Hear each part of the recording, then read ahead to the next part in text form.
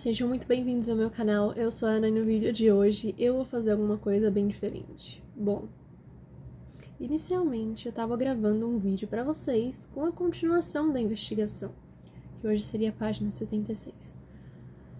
Só que eu tava lendo e eu percebi, não só nessa página, mas em outras páginas, detalhes muito menos óbvios.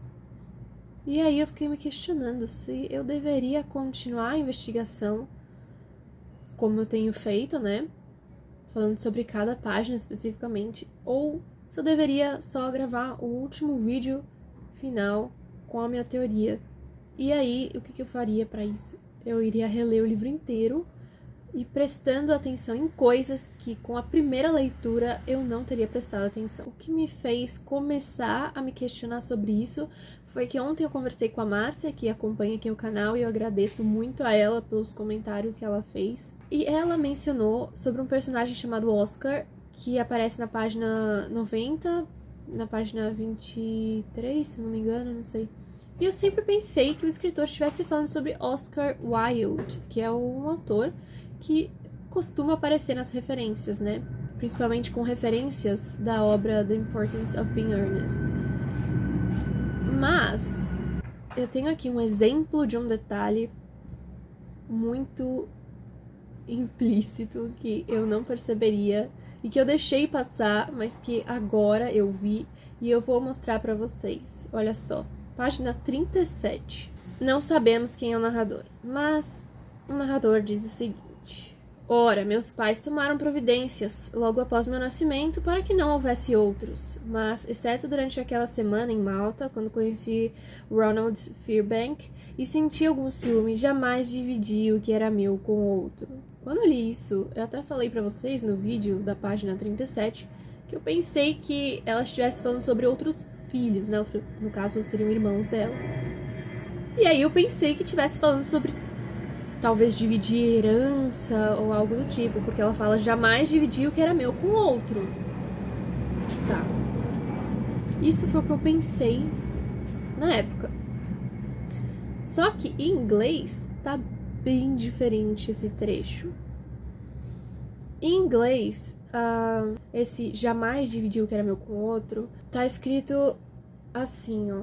Eu vou ler só uma palavra porque vai ficar mais claro pra vocês, mas ela menciona a palavra jaundiced em inglês, tá?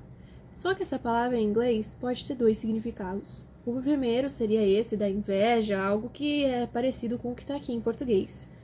Mas o segundo significado é quando a pessoa, o nenenzinho lá, nasce com icterícia, ou seja, tom de pele amarelado. Isso aqui, muito possivelmente, é uma pista pro nome dela, porque em inglês fica óbvio que ela seria a Jasmine e que ela não era amarela, porque eles sempre mencionam o jasmim amarelo. E a única vez que ela teria tido algo em comum com o jasmim amarelo fora no dia do seu nascimento, quando ela nasceu com icterícia. Essa é uma hipótese, tá, gente? Eu nunca posso afirmar nada porque a gente não tem a solução. Esse tipo de detalhe acontece em muitas e muitas páginas. Só que são detalhes que, assim, na primeira leitura eu não teria visto, sabe? E aí eu me questiono se eu deveria continuar fazendo essa leitura à primeira vista com vocês, né? Porque até agora eu não terminei o livro. Tudo que eu tenho lido, eu tenho feito junto com vocês. Então, eu parei na página 76. Da 76 em diante eu não li, eu leio sempre com vocês, mostrando pra vocês o que eu descobri na primeira leitura. Só que eu acho que a primeira leitura não é suficiente, não vai ser suficiente pra desvendar esse livro. Eu acho que talvez eu precise de várias leituras pra entender o que tá acontecendo e depois perceber esses detalhes mais implícitos, como esse que eu falei agora, do narradora mostrando qual que é o nome dela. Então, eu ia mandar isso, uma mensagem na comunidade do YouTube, só que como era muita coisa que eu precisava falar, eu decidi gravar um vídeo só pra isso. Então eu não sei se eu vou continuar gravando os vídeos como eu tava fazendo, porque eu acho que eu não vou chegar em um lugar só. com essa leitura à primeira vista, assim. Outra coisa, como eu tenho muito pouco tempo pra me dedicar pra esse livro, porque é um livro que exige muito tempo, gente. Não é assim, vou sentar aqui 10 minutos que eu vou conseguir alguma coisa. Não é, é assim, eu preciso de muito tempo. Então, como eu tenho muito pouco tempo, e o tempo é espaçado, geralmente aos sábados, eu acabo me esquecendo de vários detalhes que eu já mencionei antes. Então, eu não sei se vale a pena eu sentar e tentar ver tudo de uma vez e depois conversar com vocês, depois que eu realmente chegar a alguma conclusão, ou se eu continuo fazendo isso. Mas eu acho que não é uma boa ideia, pelos motivos que eu já mencionei. Então, eu quero saber qual que é a opinião de vocês sobre isso. O que vocês acham? Se vale a pena ficar comentando página por página, como eu tava fazendo, ou não. Se eu fizesse isso, de pegar, sentar pra ler o livro de novo, porque eu preciso reler esse livro mais uma vez, e organizar todas essas ideias juntas, eu não sei quanto tempo eu precisaria pra fazer isso, até chegar a uma conclusão definitiva. Mas, mesmo que eu não apareça aqui pra falar da Mandíbula de Caim por um tempo, porque eu vou estar trabalhando nisso,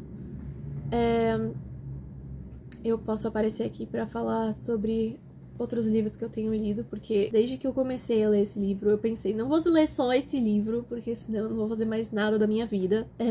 Eu precisava ler outras coisas ao mesmo tempo, porque imagina, se eu só me dedicar à Mandíbula de Caim, acabou, né?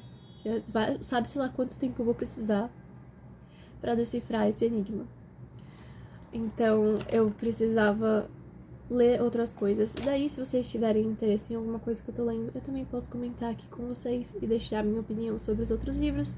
Mas eu não quero deixar a Mandíbula de Caim de lado, porque eu tô com uma raiva, assim, do livro, sabe? Eu preciso decifrar essa história. Mas o que eu tô questionando aqui não é se eu vou terminar ou não a Mandíbula de Caim, é como eu devo organizar os meus vídeos a respeito da investigação. Bom, era isso que eu tinha pra falar pra vocês. Era mais uma conversa mesmo pra avisar vocês do que pode ser o futuro dessa investigação. Mas qualquer coisa, a opinião de vocês é sempre muito importante. Então deixem aí nos comentários o que vocês acham. Agora eu vou ter que reler isso tudo, prestando atenção nos detalhes dos detalhes dos detalhes, porque se eu já estava atenta, quando eu comecei a investigação desse livro, não tinha ninguém falando sobre esse livro, eu não conhecia esse livro, não sabia nada, absolutamente nada sobre ele. Então, quando eu comecei a investigação, eu comecei algo bem literal, tanto é que hoje eu vejo os primeiros vídeos e eu falo, gente, não, isso é muito literal, isso é tudo citação. Como que eu ia saber qual parte era citação ou não, sendo que eu não tinha lido algumas das obras mencionadas? Depois que eu me toquei que eram citações, aí eu fiquei muito presa às citações. Então, eu acho que essa investigação até agora, eu passei por várias etapas. Então, a primeira fase foi super literal, a segunda foi a super focada nas referências, depois no resumo das páginas, que eu acho que isso até agora é bem importante.